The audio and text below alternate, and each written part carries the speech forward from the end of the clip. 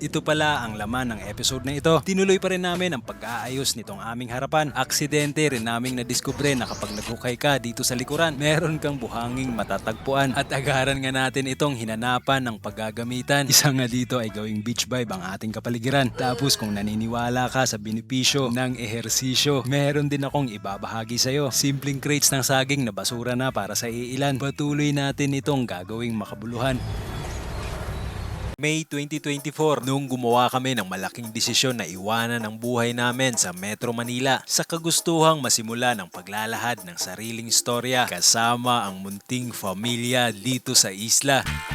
Malinaw sa akin saan ang patutunguhan, pero akin ring natutunan na ang buhay ang masusunod kung saan ito idadaan. Kaya naman atin na lamang itong susundan habang dinodokumento ang mga aral at kwento sa mismong proseso nito na siya na ring magiging libro na pwedeng balik-balikan pagdating sa paroroonan.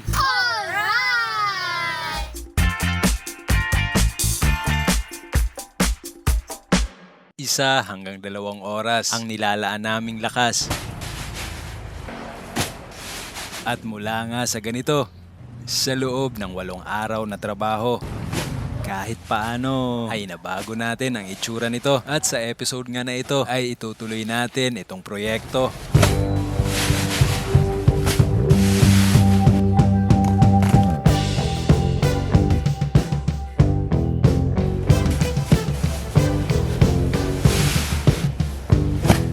Dahil mga retaso naman ng semento yung nasa ilalim nito, hindi naman na po siguro aanurin itong buhangin na inibabaw namin. Saka medyo mataas na rin po yung naitambak, kaya feeling ko naman hindi na ito aabutin, pero tingnan pa rin natin. Dito pala nanggaling yung mga buhangin. Actually, aksidente lang ang pagdiskubre ko dito dahil nga naisipan kong maghukay para pagtapunan ng basura. Tapos nung lumalim ako hanggang tuhod, nadiskubre kong buhangin na pala. Kaya naman bukod sa ginawa kong panambak yung iba, may naisip pa akong idea na pwede kong ibahagi sa inyo, pamilya.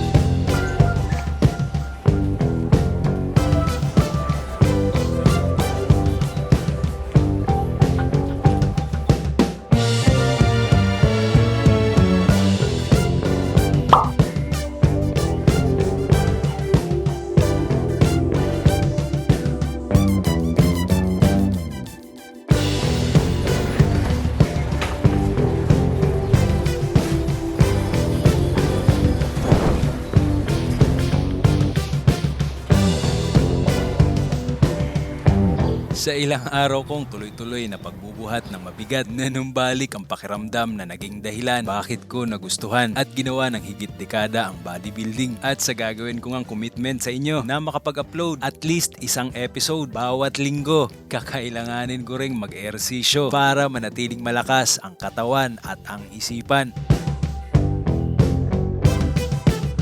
Bukod sa mga gamit na eco bag, naglagay rin pala ako ng buhangin at tubig dito sa mga used plastic bottle ng soft drinks at tubig para naman sa mga ehersisyo tulad ng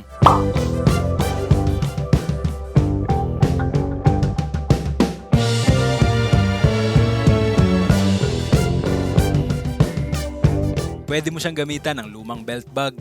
Tapos kung meron ka ring backpack, ito ang gamit ko dito, medyo sira na. Pwede mo ring gamitin sa ganitong exercise.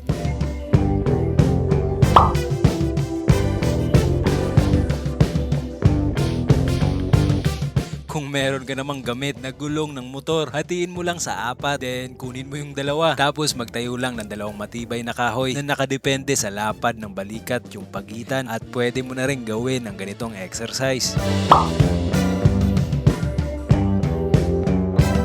Naglagay rin pala ako ng tig-kalahati o higit pa sa 2 sako ng bigas at itinali ko lang ito sa mahabang kawayan para naman sa ganitong exercise.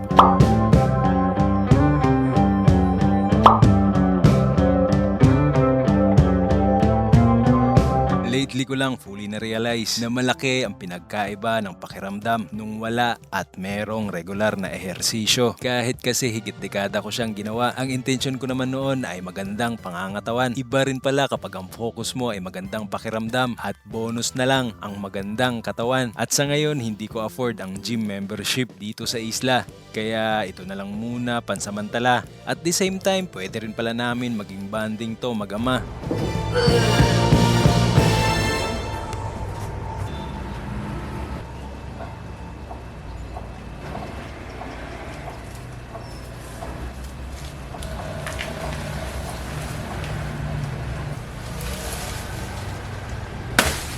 Bukod sa ito ay tinatawag naming tahanan, pwede rin pala itong maging playground. Kaya naman tuloy-tuloy lang din ang pagde-develop, paglilinis at pagpapaaliwalas nitong ating harapan para maaliwalas din ang ating isipan.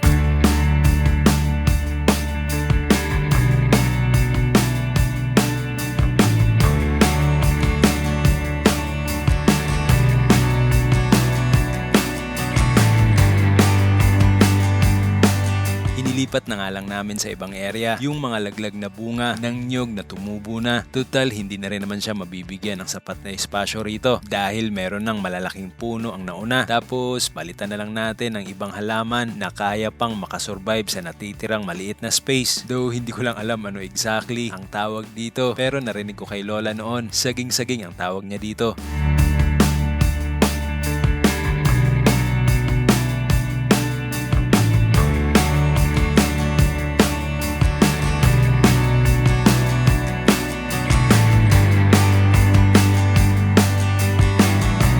Tapos lagyan na lang ulit natin ng buhangin bilang finishing touch.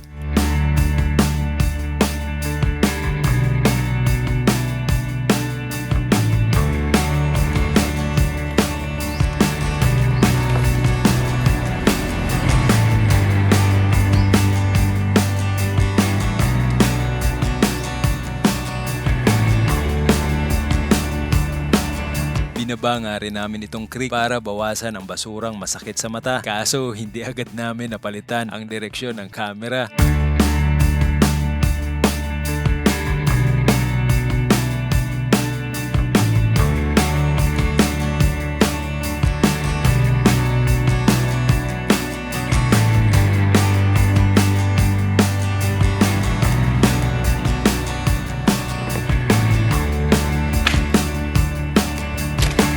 Strong, crazy bets on me.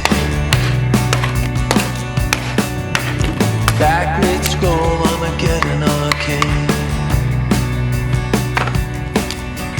Walking the wild, walking the wild. Don't know why.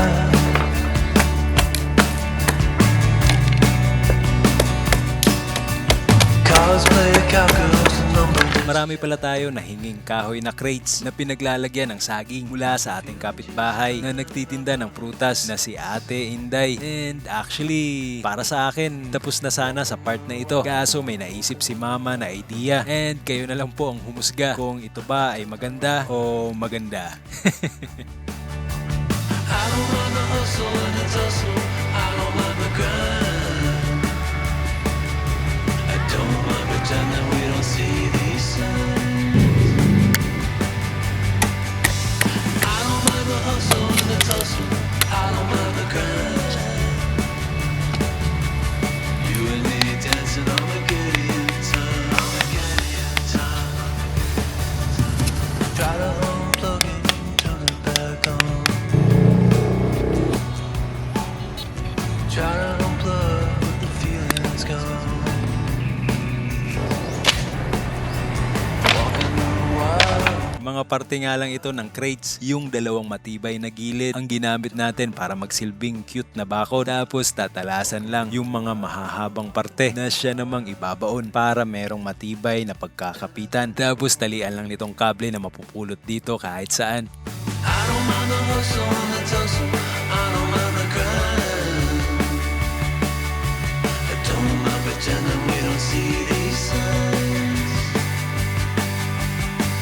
Nakakatuwa dahil ang tawag sa kanya ay crates At kapag tinanggal natin yung S sa dulo, tapos dagdag lang tayo ng letrang E pagkatapos ng R, ay pwede na natin itong basahing create. At literal nga, nakasangkapan siya to create. At kung matagal ka ng parte ng pamilya, alam po ninyo na marami na rin tayong na-create mula dito sa mga crates.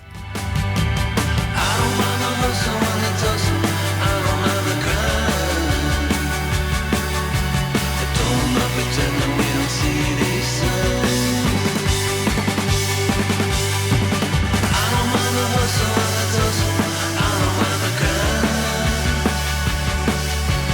You and me dancing on a Gideon time.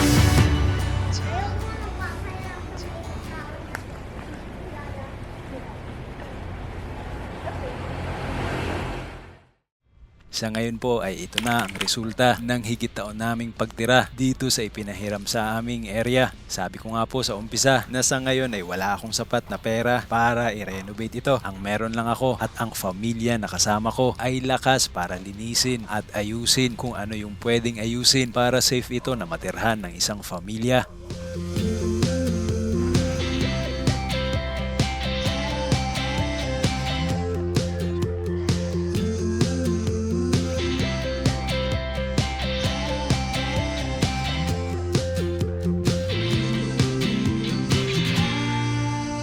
Magbubukas na rin pala tayo ng bagong kabanata kaya magiging regular na po ang upload namin since may sapat naman na tayong kagamitan para makagawa ng video tulad nito. Ang ibig sabihin po nun ay mag-a-upload kami tuwing linggo alas 6 ng hapon.